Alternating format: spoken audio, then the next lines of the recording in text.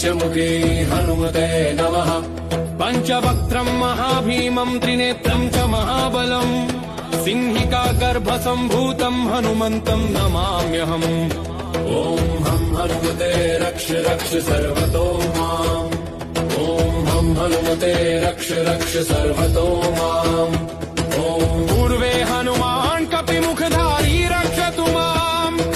दक्षिणे नारसिंह वपुर्मान् सदा पातु। पश्चिमे गरुडरूपवान् रक्षतु। उत्तरदिशि वराहरूप सदा रक्षतु माम्। पूर्वे हयग्रीवविग्रह पातु मे शिरः। अधस्तात् ब्रह्मास्त्ररूप पातु पादयुग्मम् सदा मम।